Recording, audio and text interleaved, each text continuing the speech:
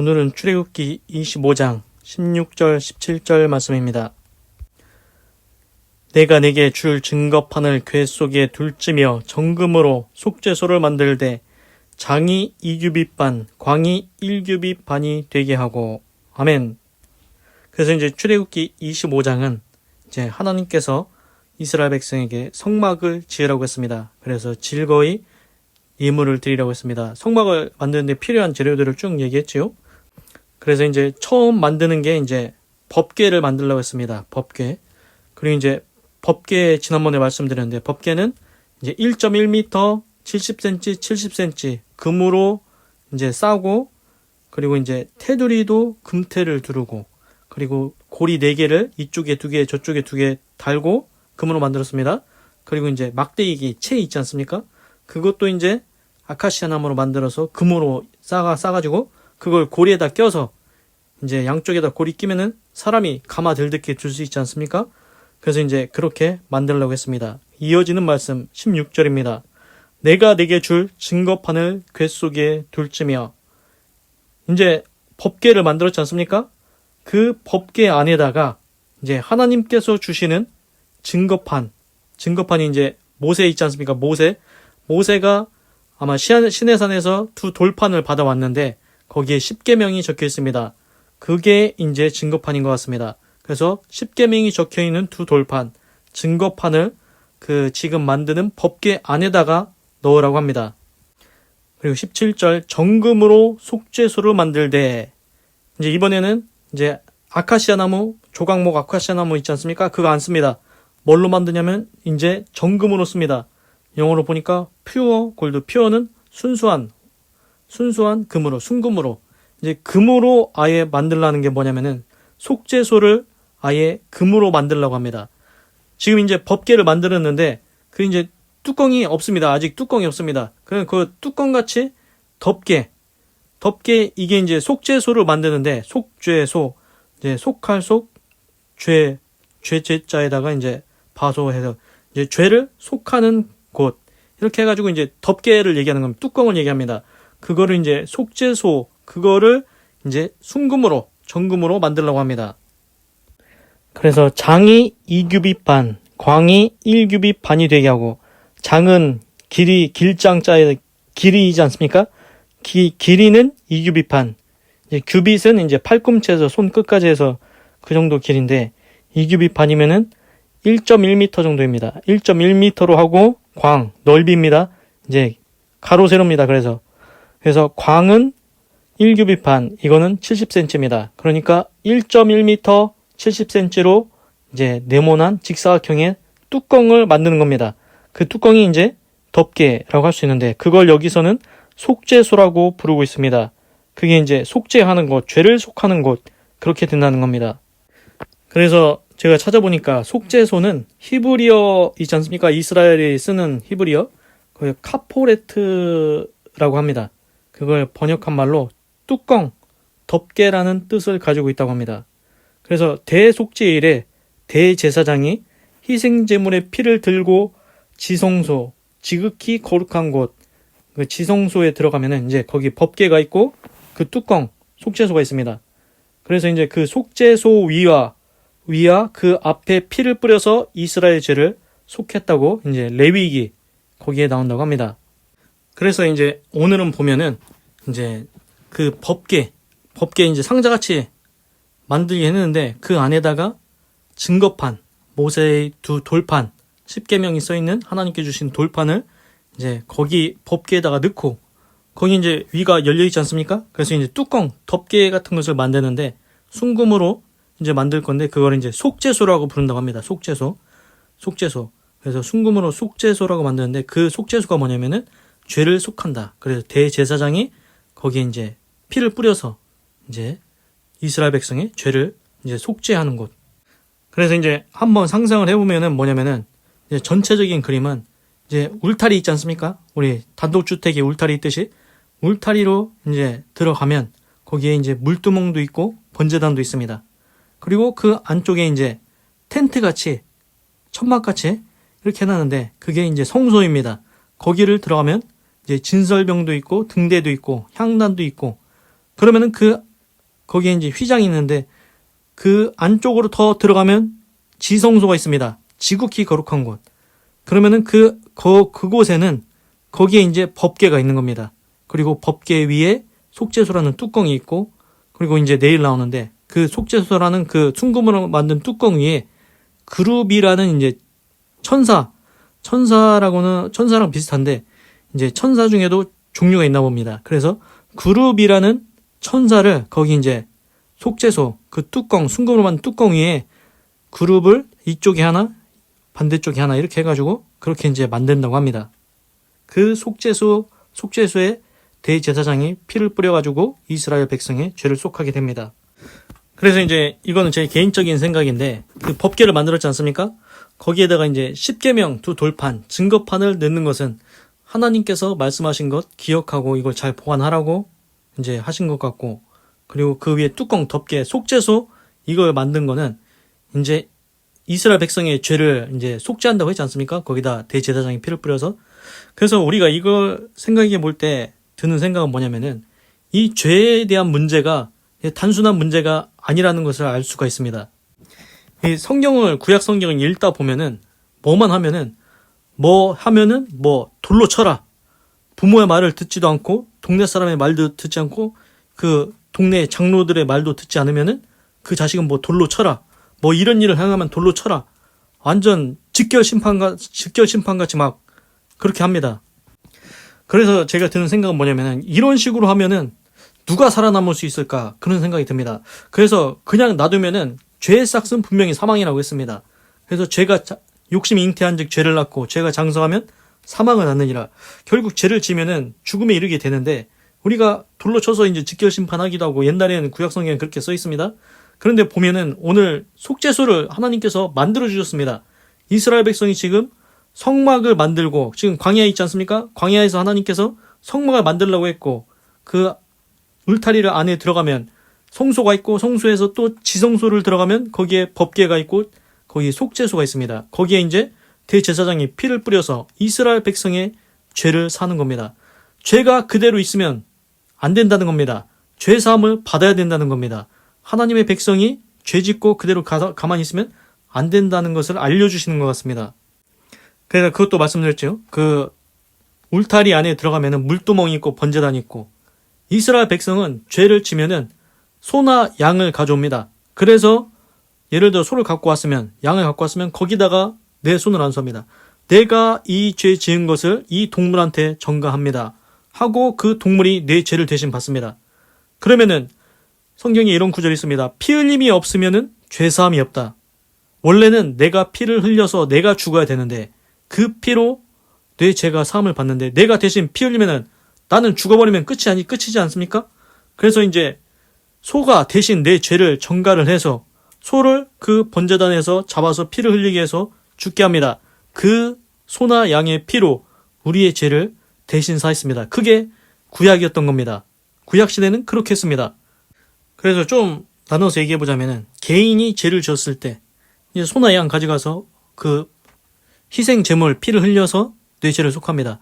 그리고 아까 말씀드린 그 지성소에 들어가서 그 속죄소에 피 뿌려가지고 하는 피 뿌리는 거 있지 않습니까?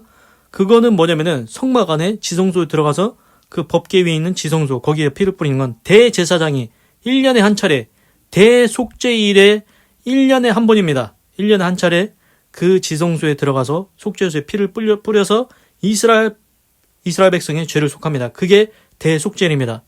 아무 때나 들어가는 게 아닙니다. 1년에 한 번밖에 못 들어갑니다. 레위 자손 대제사장만이 들어갈 수 있습니다.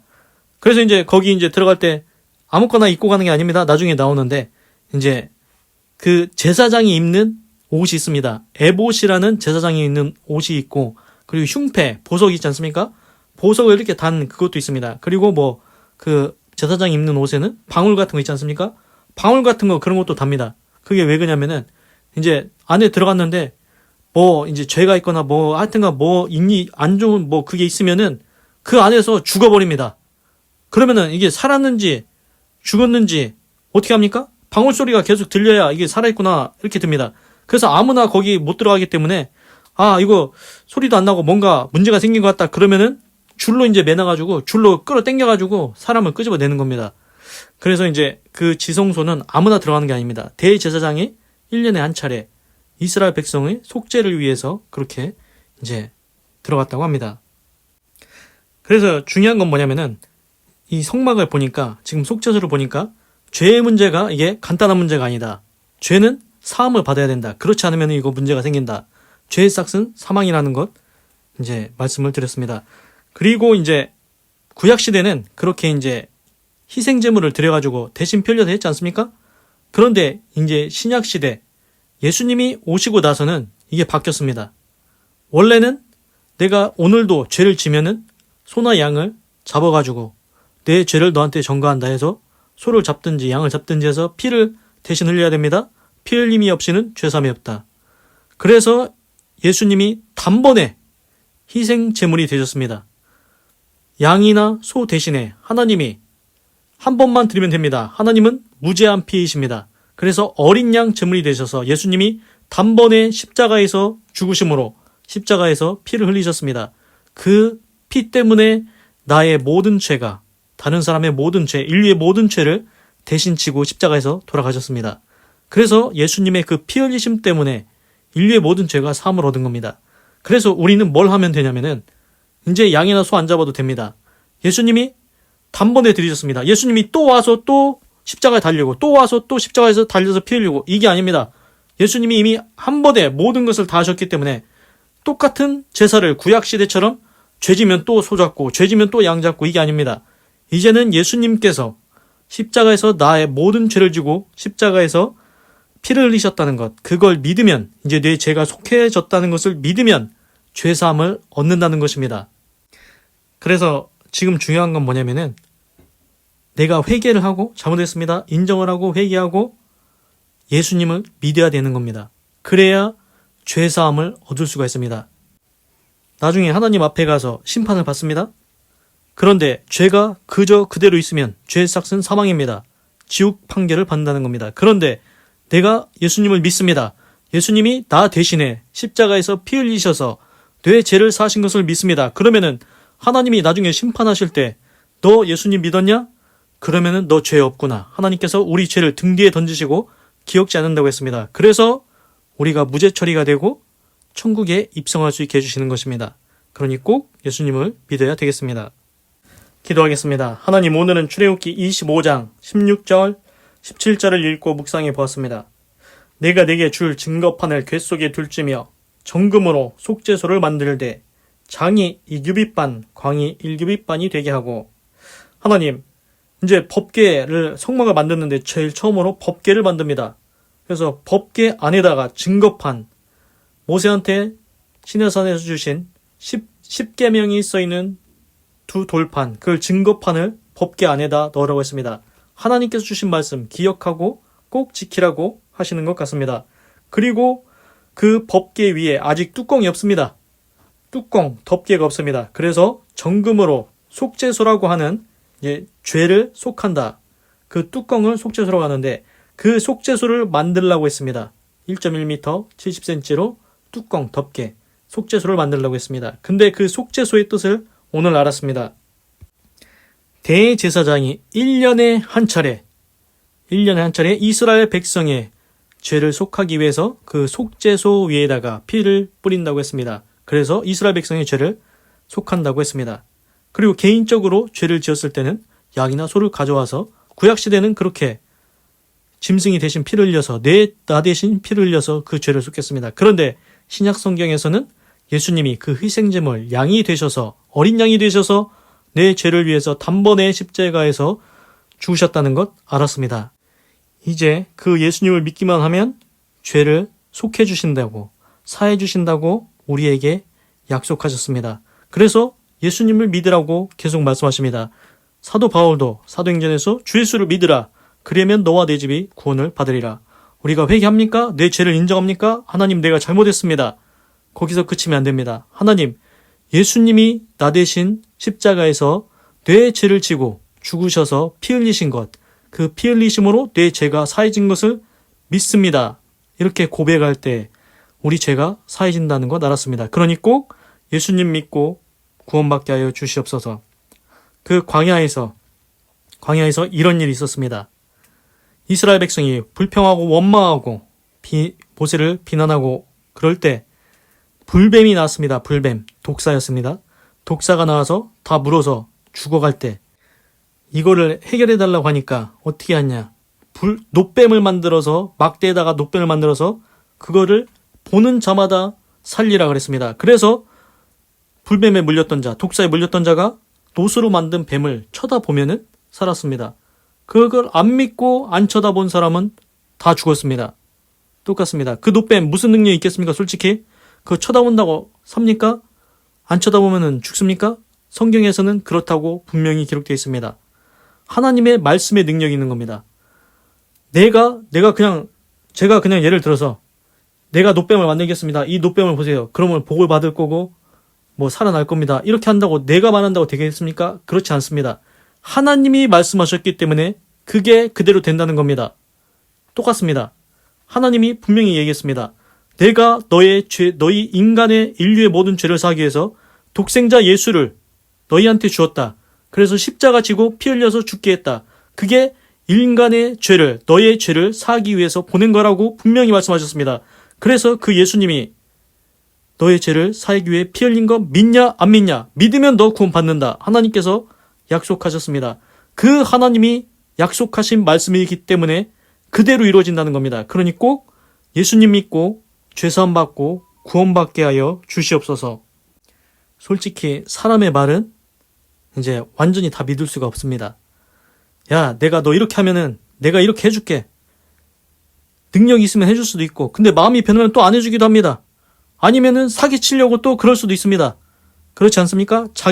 사람이 한 말에는 권위와 이룰 능력이 있을 수도 있고 없을 수도 있는데 일부러 안 해줄 수도 있고 그렇지 않습니까? 사람의 말은 다 믿을 수가 없습니다. 그러나 하나님의 말은 완전히 믿을 수가 있습니다. 100% 믿을 수가 있다는 것입니다. 하나님의 말씀에는 거짓이 없습니다. 예수님 믿으면 구원 받는다고 했습니다. 그러니 꼭 예수님 믿고 구원받게 하여 주시옵소서. 하나님은 시건치 않는다고 했습니다. 한번 말해놓고 내가 언제 그랬냐고 말하지 않는다고 했습니다. 그러니 꼭 예수님 믿고 죄사함 받고 천국에 입성할 수 있도록 도와주시옵소서. 하나님 감사합니다. 사랑합니다. 찬양합니다. 주님 홀로 영광 받으소서. 사랑이 많으신 예수님의 이름으로 기도드립니다. 아멘. 건강하시고 예수님 믿고 구원 받으시고 예수 내 구주 하나님의 축복이 임할지어다. 아멘.